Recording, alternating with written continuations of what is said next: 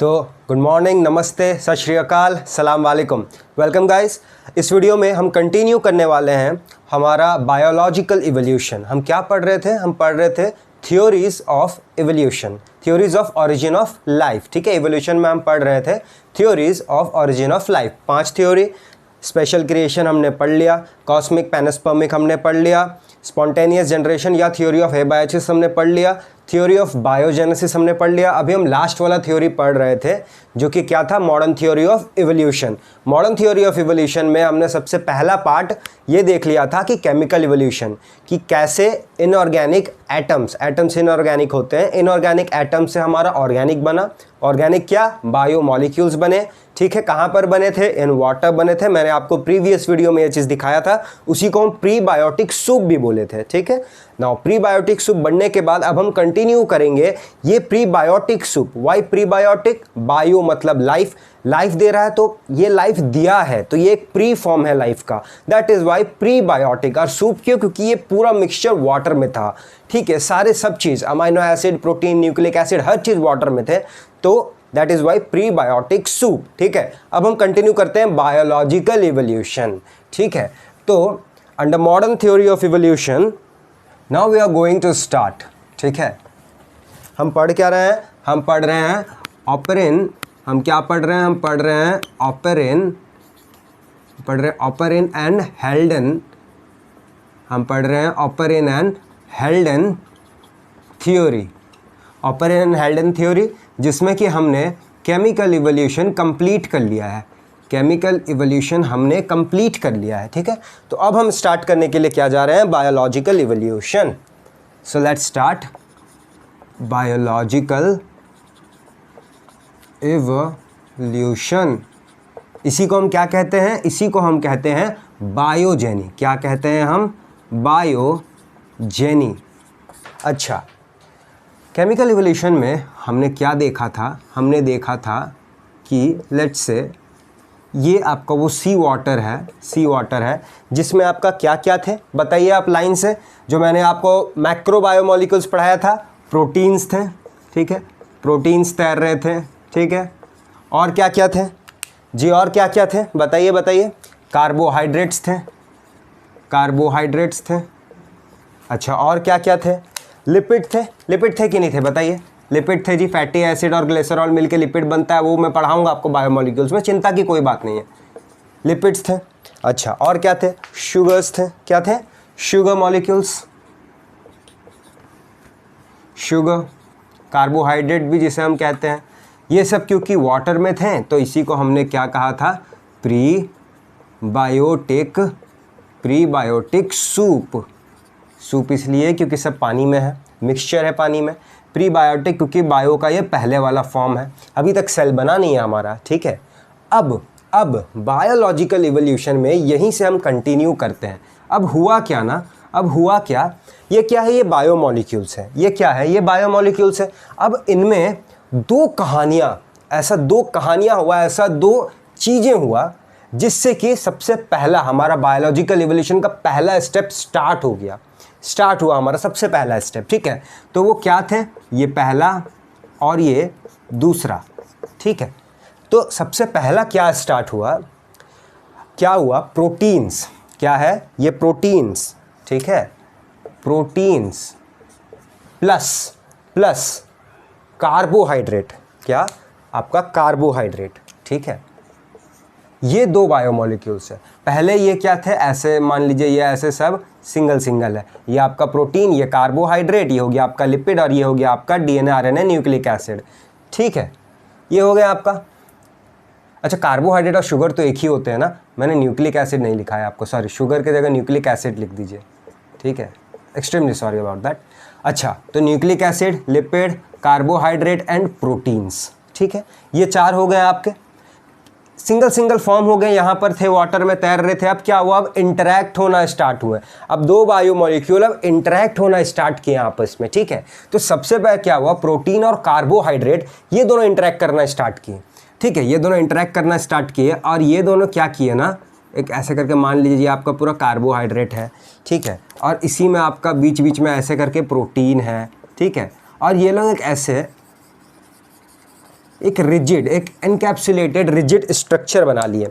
Hollow नहीं था, अंदर हॉलो नहीं, पूरा पूरा एक ऐसा मुट्ठा मुट्ठा आप समझ लो, ठीक है। ये प्रोटीन और कार्बोहाइड्रेट का मिक्सचर है, ठीक है। ये क्या हुआ, एक प्रोटीन और कार्बोहाइड्रेट का एक आपका मिक्सचर बन गया। ये लोग ऐसे इंटरैक्ट किए, ठीक है, कि मिक्सचर बन गया, और इसी को हम कहते हैं कोसर्वेट। तो सबसे पहला जो हमारा फॉर्म हुआ वो क्या हुआ, हमारा फॉर्म कोसर्वेट, COACER, कोसर्वेट, VATE। तो कोसर्वेट क्या था, प्रोटीन प्लस कार्बोहाइड्रेट, ठीक है। सेल क्यों नहीं बोलेंगे, सेल क्यों नहीं बोलेंगे, सबसे पहले तो खाली प्रोटीन और कार्बोहाइड्रेट का दो का मिक्सचर का मोटे, ये रेप्लिकेट नहीं कर सकते, ठीक है। Can not replicate, they can not replicate. Replicate कौन करता है हमें पता है, RNA DNA जो कि न्यूक्लिक एसिड है, ठीक है। अब सेकंड चीज, सेकंड जो हमारा दूसरा स्टोरी है, उसमें क्या हुआ ना, आपका का लिपिड मॉलिक्यूल, क्या, लिपिड, LIPID, ठीक है। अच्छा, लिपिड बना किससे किससे, देखिए अभी जो मैं स्ट्रक्चर बनाऊंगा ना, घबराइएगा मत, कोई इसमें डरने वाली बात नहीं है, ठीक है। लिपिड बना है glycerol, glycerol plus fatty acid, plus fatty acid. देखिए सुनने में नाम बहुत हार्ड लग रहा है, लेकिन है क्या ये पता है, COH, COH, COH, सिंपल। ये ग्लिसरॉल हो गया, ये ग्लिसरॉल हो गया आपका। अब यहाँ पर आप H2H2 लगा लो कार्बन का वैलेंसी पूरा करने के लिए, H2 H2 H2, काम खत्म। तो CH2H CH2H CH2H, ये हो गया क्या आपका ग्लिसरॉल। फैटी एसिड क्या है, कुछ नहीं है जी, कुछ नहीं है, carbon carbon carbon carbon carbon carbon, बस फैटी एसिड हो गया। कार्बन कार्बन कार्बन, यहाँ आप कहीं बीच में डबल बॉन्ड लगा लो, ऐसे डबल बॉन्ड लगा लो, कार्बन कार्बन ऐसे, ये फैटी एसिड हो गया। ये दोनों मिले, ये दोनों क्या हुआ, ये दोनों रिएक्ट किए, ठीक है। कैसे कैसे, ये कार्बन के साथ में, ये जो आपका कार्बन है ना, इसके साथ में आपका ये कार्बन जुड़ गया, इसके साथ में आपका ये कार्बन जुड़ गया। तो अब ये क्या हुआ, कैसे एक स्ट्रक्चर बने, आप देखिए ध्यान से, मैं आपको समझाने की कोशिश करूंगा, ठीक है।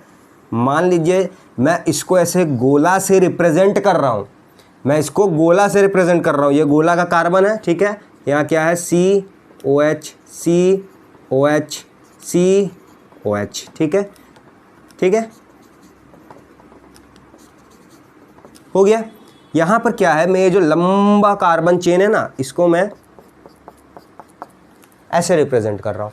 ये एक्चुअली अगर आप जब 11th क्लास में, अगर आप पढ़ चुके होंगे 11th क्लास में, जो लोग अभी अभी गए हैं 11th क्लास, आप लोग पढ़ोगे केमिस्ट्री में, जब आप नोमेनक्लेचर पढ़ रहे हो, तो जब आप बहुत लंबा चेन का नोमेनक्लेचर कर रहे होगे ना, तो कार्बन कार्बन के लंबे चेन को लिखने का ये एक शॉर्ट फॉर्म होता है, ठीक है। ये एक तरीका होता है हमारे केमिस्ट्री में। और अगर इसी में आपको डबल बॉन्ड दिखाना है, तो आप कैसे करके दिखाओगे, ऐसे ऐसे ऐसे, बीच में ऐसे कर दीजिए, फिर ऐसे कर दीजिए, ठीक है। तो ये डबल बॉन्ड हो जाएगा आपका, यहाँ पर डबल है, ठीक है। अल्कीन, काइन नहीं, कीन, अल्कीन्स, ठीक है, ओके। तो ये क्या हो गया। अच्छा, अब एक बात, ये कहाँ थे, ये कहाँ मौजूद थे जी, ये वाटर में मौजूद थे। ये कहाँ, ये वाटर में मौजूद थे। वाटर क्या होता है, OHH, क्या होता है जी वाटर, H2O, OHH जी, oxygen and water, oxygen water. अच्छा, वाटर के बीच में क्या होता है, हाइड्रोजन बॉन्डिंग होता है कि नहीं होता है, आप बताओ। ये ऑक्सीजन और ये हाइड्रोजन, तो हम इसे हाइड्रोजन बॉन्ड बोलते हैं कि नहीं बोलते हैं, आप बताओ। क्या यहाँ पर O और H नहीं है, तो ये जब वाटर में होंगे, ये जब वाटर में होंगे, तो क्या ये वाटर के साथ हाइड्रोजन बॉन्ड नहीं बनाएंगे, जी हाँ बनाएंगे। क्यों नहीं बनाएंगे, एकदम बनाएंगे, बिल्कुल बनाएंगे। तो क्या हुआ, ये क्योंकि वाटर के साथ हाइड्रोजन बॉन्ड बना रहे हैं, और हमारा वाटर जो है क्योंकि इसका डाइपोल मोमेंट ऐसे है, मतलब ये पोलर मॉलिक्यूल है, मतलब वाटर हमारा पोलर है कि नहीं है, वाटर हमारा पोलर है, ठीक है। तो इसीलिए हम इसे कह दिए क्या, पोलर हेड। हम इसे क्या कहते हैं, हम इसे कहते हैं पोलर हेड। देखिए ये मैं आपको बहुत इजी लैंग्वेज में समझाने का कोशिश कर रहा हूँ, आप ध्यान से सुनिए। अच्छा, अल्कीन या अल्काइन, सिंपल प्रॉपर्टी है हमारा, aliphatic, non polar. Aliphatic, why they are insoluble या very partially soluble in water, why, क्योंकि ये वाटर क्या है, पोलर है। ये क्या है, नॉन पोलर है, इनका डाइपोल मोमेंट उतना नहीं है कि आपका वाटर के साथ में आप मिक्स कर जाए। Polar dissolve polar, non polar dissolve non polar. तो ये वाटर के साथ रिएक्ट नहीं करेंगे। ये क्या हुआ यहाँ पर जब थे ना, तो ये वाटर के साथ रिएक्ट नहीं किए। क्या हुआ? No reaction with water, no reaction with H2O। तो हुआ क्या? हुआ क्या? वाटर मॉलिक्यूल के साथ क्योंकि ये इंटरेक्ट नहीं कर पा रहा था, क्योंकि इसका वाटर मॉलिक्यूल्स के साथ में अट्रैक्शन नहीं था, ड्यू टू विच ये रिपेल होने लगे। क्योंकि अट्रैक्शन नहीं था तो ये ऐसे कर क्या हुआ, ये रिपेल होने लगे। दे स्टार्टेड टू रिपेल, ठीक है, वो दूर फेंकने लगे। वाटर मॉलिक्यूल्स क्या किए, इनको अब दूर फेंकने लगे। तो क्या हुआ, मैंने जैसा बताया, non polar can dissolve non polar, ये दो है। अब वाटर में खाली एक तो ऐसे नहीं थे ना लिपिड, एक तो खाली लिपिड नहीं थे। देखो मैं आपको लिपिड, आपको वर्ड लग रहा था लिपिड क्या है, मैं आपको इतना जल्दी, इतना अच्छा पूरा डिटेल, एक छोटा एटम तक आपको बता दिया लिपिड में क्या है, इजी वे में, ठीक है। अब देखिए, गौर से सुनिएगा मैं जो भी बताना जा रहा हूं, ठीक है। हुआ क्या, water complete surrounded by water, ठीक है, कंप्लीटली सराउंडेड। अच्छा, अब हुआ क्या, ये जो पोलर हेड है ना, ये जो पोलर हेड है, ये क्या हुआ ना, ये जो पोलर हेड है ये आराम से वाटर के साथ में हाइड्रोजन बॉन्ड बना के इंटरैक्ट कर रहा है। यहाँ पर वाटर मॉलिक्यूल है, सराउंडिंग में पूरा वाटर है, पूरा वाटर से भरती है, ये सब वाटर से रिएक्ट कर रहे हैं, अपना आराम से ये वाटर से रिएक्ट कर रहे हैं, कोई प्रॉब्लम नहीं है इनको, एकदम स्टेबल है। लेकिन ये वाले रिपेल हो रहे हैं। ये क्या बोले भाई, हम आपस में ही बॉन्ड बना लेते हैं। ये दोनों क्या बोले, क्योंकि हम नॉन पोलर है तो हम आपस में ही बॉन्ड बना लेते हैं, ठीक है, हम आपस में ही खुद को स्टेबल कर लेते हैं। तो ये लोग क्या किए ना, ये लोग ऐसे अंदर आ गए आपस में, ठीक है, ये लोग क्या हुआ, ये लोग ऐसे अंदर आ गए आपस में। अब ये स्ट्रक्चर मैं आपको 3D में बना के दिखाता हूँ कि एक्चुअली में ये क्या बना है, ठीक है। देखिए पूरा पानी है, ठीक है। अब देखिए क्या हुआ, ठीक है, क्या हुआ देखिए,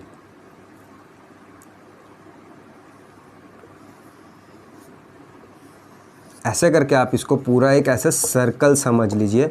और असल में ये 3D में आपको ये कैसा नज़र आएगा, ये 3D में आपको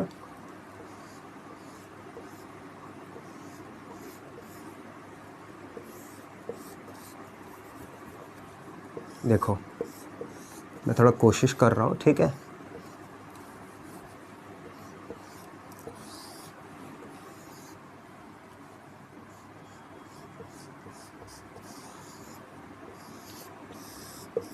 देखो, ठीक है,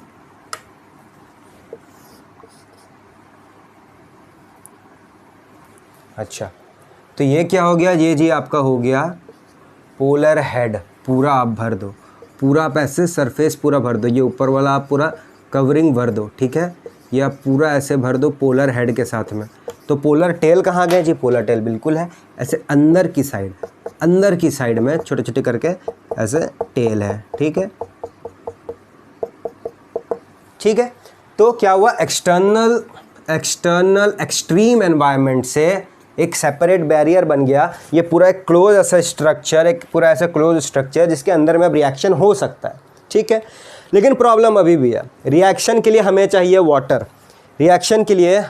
वाटर, वेरी गुड। तो हमने अंदर में वाटर भर दिया, लेकिन अब कैसे, अब तो भाई फिर से रिपेल होना स्टार्ट हो गया ना ये, क्योंकि ये जो टेल है ये एलिफेटिक कार्बन है, ये रिपेल होगा जहाँ पर भी आपका पोलर, आप कुछ भी रख दो अंदर में। तो क्या हुआ भाई, हम भी इतना डेवलप हो गए हैं, ऐसे बेवकूफ़ी का काम नहीं है। हमने एक और लेयर अंदर में बना लिया। हमने क्या किया, हमने एक और लेयर अंदर की ओर बना लिया। मतलब क्या है इसका, हमने एक और लेयर अंदर की ओर बना लिया। और अब जो हम टेल है ना, वो हम यहाँ नहीं लाके इन दो लेयर के बीच में रखेंगे। मतलब क्या हुआ, देखिए टेल आपस में इंटरैक्ट कर लिए, नॉन पोलर आपस में इंटरैक्ट कर रहे हैं। मतलब इस वाले स्फीयर का टेल और इस वाले स्फीयर का टेल, नॉन पोलर को मिल गया, प्लस डबल लेयर, एक बाई लेयर कवरिंग बन गया, ठीक है। और अंदर की ओर पूरा वाटर भरा था, अंदर की ओर वाटर और बाहर की ओर भी पूरा वाटर और एक्सट्रीम एनवायरनमेंट से भी है। आप समझिए, ठीक है। एक ऐसा मान लीजिए, ठीक है, ये एक ऐसा बैग है, ठीक है। बाहर में पूरा क्या, ग्लिसरॉल, अंदर में भी आप जब देखोगे तो ग्लिसरॉल, और ये अंदर वाला लेयर और बाहर वाले लेयर के बीच में क्या है आपका, फैटी एसिड। तो ये क्या हो गया, एक बाई लेयर हो गया, दो लेयर बने हैं जी, दो लेयर बने हैं, ठीक है। तो इसी को हम क्या कहते हैं, लिपिड बाई लेयर, ठीक है, लिपिड बाई लेयर। ओके, क्या ये आपको याद रहेगा? तो ये सेकंड वाले को हमने क्या बोला, ठीक है। तो ऐसा एक लेयर उस टाइम पे इतना एडवांस टाइप तो नहीं था, इतना एडवांस लेवल का नहीं था वो लेयर, लेकिन इसी टाइप का था, वो बनाने स्टार्ट किए, ठीक है। तो क्या हुआ, एक ऐसा हॉलो कवरिंग, एक ऐसा हॉलो एनकैप्सुलेटेड, ठीक है, एनकैप्सुलेटेड एक ऐसा हॉलो था, लेकिन वो हॉलो था, ठीक है, स्फीयर था, लेकिन अंदर में कुछ भी नहीं था, ठीक है। तो सेकंड वाला क्या था, एक ऐसा स्फीयर था, SPHERE, स्फीयर, ठीक है, था। लेकिन ये क्या था, अच्छा बाई लेयर तो था, लेकिन अंदर में ये हॉलो था। कैसा था, हॉलो। अब देखिए कैसे कैसे इवोल्यूशन हो रहा है। प्रोटीन, कार्बोहाइड्रेट मिल गए जो कि हमें ज़रूरी है सेल के फंक्शंस के लिए, लेकिन ये बाहर में अपना काम नहीं कर सकते हैं एक्सटर्नल एनवायरनमेंट में। एक दूसरे ही जगह साइड बाय साइड एक ऐसा चीज़ बना माइक्रोस्फीयर के नाम से, इसे हम, ये क्योंकि स्फीयर था इसलिए इसे हम माइक्रोस्फीयर कहते हैं, ठीक है, माइक्रोस्फीयर, क्योंकि ये इतने बड़े फॉर्म में स्टार्टिंग में नहीं बन पाया था, छोटा फॉर्म में बना था, इसलिए माइक्रोस्फीयर हमारा नाम है। ओके, अब देखिए हॉलो था, अंदर में कुछ नहीं है इसका रिएक्शन होने के लिए, लेकिन एक जगह बना दिया कि आओ भाई अब तुम यहाँ रिएक्शन करो, कि आओ भाई अब तुम मेरे अंदर रिएक्शन करो। समझ में आ रहा है आपको, ठीक है। तो देखिए कैसे कैसे बायोमोलिक्यूल, सब नॉन लिविंग थिंग है, लेकिन धीरे धीरे कैसे बढ़ रहे हैं, आप एक कॉम्प्रिहेंसिव वे में अंडरस्टैंड। सारे चीज केमिस्ट्री का खेल है बेटा, इसीलिए तुम्हें केमिस्ट्री पढ़ना पड़ता है। ओके, समझ में आ रहा है काहे केमिस्ट्री रखा गया साथ में, फिजिक्स क्यों रखा गया है साथ में? लाइटनिंग करवा रहा है तुम्हारा, फ्री रेडिकल रिएक्शन करवा रहा है, काइनेटिक एनर्जी रिएक्शन करवा रहा है, सब इंटर रिलेटेड है, इसीलिए ये नीट की सिलेबस है। कॉम्प्रिहेंसिव अंडरस्टैंडिंग होना है, यही होता है कॉम्प्रिहेंसिव अंडरस्टैंडिंग एंड कॉन्सेप्ट। जो बोलते हैं ना कॉन्सेप्ट, वो खाली एनसीईआरटी पढ़ने से ऐसे ही नहीं आ जाता है, समझना पड़ता है और समझाना पड़ता है बच्चों को। अब देखिए केमिकल इवोल्यूशन, बायोलॉजिकल इवोल्यूशन में हमने सबसे पहला क्या पढ़ा, दो चीज़ फॉर्म हुए हमारा, क्या क्या था, चलने रहा है, COA कोसर्वेट, जो कि थे प्रोटीन प्लस कार्बोहाइड्रेट, और दूसरा क्या था हमारा, माइक्रोस्फीयर, क्या था, माइक्रोस्फीयर, जो कि क्या था, ओनली लिपिड, ठीक है। ये हॉलो नहीं था, ये एक रिजिड ऐसा स्ट्रक्चर था, और ये डबल लेयर हॉलो था लेकिन बहुत छोटा था, स्फीयर था, इसलिए माइक्रोस्फीयर। इन दो को हम क्या कहते हैं, इन दो को हम कहते हैं प्रोटोबायोन्ट। क्या, प्रोटोबायोन्ट। क्यों प्रोटो क्यों, देखिए बायोन्ट मतलब आपका एक लाइफ गिविंग सिस्टम, एक ऐसा आपका मशीनरी, मतलब एक ऐसा आपका इंस्ट्रूमेंट, एक ऐसा आपका मशीन जो कि आपको लाइफ प्रोवाइड करेगा। और क्योंकि ये छोटे स्केल में, छोटा स्केल था, ये क्या था, ये एक बड़े बनाने के पहले एक छोटा सा प्रोटोटाइप था, एक छोटा सा प्रोटोटाइप था ये एक बिग मशीन का, ठीक है। ये जो मशीन था ना, ये बड़े मशीन जब हम अभी आगे पढ़ेंगे, एक सेल, उसका एक प्रोटोटाइप बन रहा था, तो इसलिए प्रोटोबायोन्ट। क्यों बायोन्ट, लाइफ गया है, प्रोटोटाइप था। अब इसके बाद वाला स्टेज जो आया बायो एवोल्यूशन में, इतना बना। अब इसके बाद क्या बना, इसके बाद प्रोटोसेल बना, सेल का प्रोटोटाइप, ठीक है। क्या बना, प्रोटोसेल। पता नहीं दिख रहा है कि नहीं दिख रहा है आपको, ये प्रोटोसेल, लेट मी जस्ट कंफर्म। अब देखिए प्रोटोसेल क्या था, अच्छा एक क्वेश्चन, इसे हमने सेल क्यों नहीं कहा, क्योंकि ये अलग था, प्लस दोनों ही रेप्लिकेट नहीं कर सकते थे।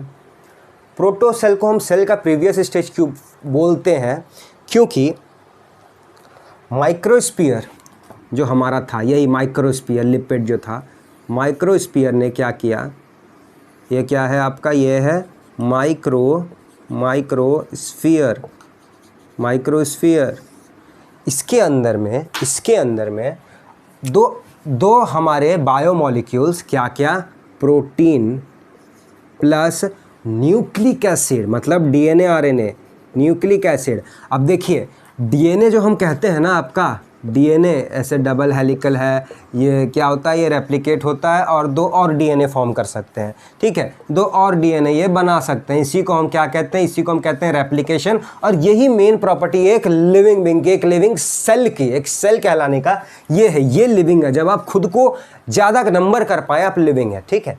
तो ये जो प्रॉपर्टी है ना डीएनए को, इसके लिए जो डीएनए है ना जी, ये जो डबल हेलिक्स है ना, इसे अभी भी हमारे सेल के अंदर में, ये रियल है, हमारे सेल के अंदर में इसे प्रोटीन की ज़रूरत पड़ती है। इसे किसकी ज़रूरत पड़ती है, इसे प्रोटीन की ज़रूरत पड़ती है। ये दूसरा बायोमोलिक्यूल, डीएनए हमारा एक और बायोमोलिक्यूल, इंटीग्रेशन स्टार्ट हुआ।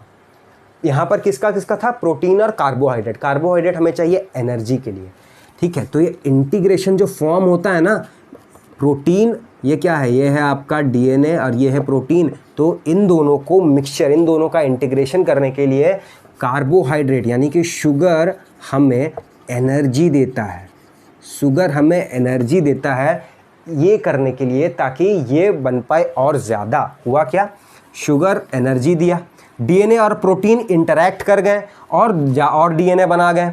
और ये होने के लिए लिपिड एक कवरिंग प्रोवाइड किया बाहर एक्सट्रीम एक्सटर्नल एनवायरनमेंट से। चारों हो गए आपके काम, चारों बायोमोलिक्यूल्स के काम समझ में आए। एक्सटर्नल एनवायरनमेंट से प्रोटेक्ट किया कि भाई अब चलो आपको जो करना अंदर में करो। बाकी 3 बायोमोलिक्यूल आए, क्या हुआ, कार्बोहाइड्रेट या शुगर एनर्जी प्रोवाइड किए, क्यों, डीएनए और प्रोटीन को बाइंड करने में। बाइंड किए ये लोग, एनर्जी प्रोवाइड हुआ तो बाइंड किए। अब जैसे ही बाइंड हुआ क्या बन गए, डीएनए को आ गया क्षमता कि वो और डीएनए बना पाए। लो जी लो, हो गया, ठीक है। तो प्रोटोसेल, प्रोटोसेल क्यों हम इसे प्रोटोसेल बोले, let me rub this.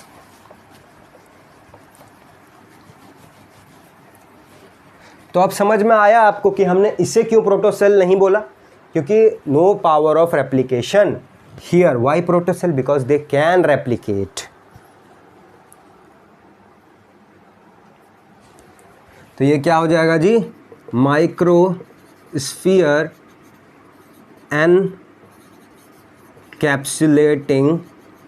encapsulating nucleic acid and protein and carbohydrate।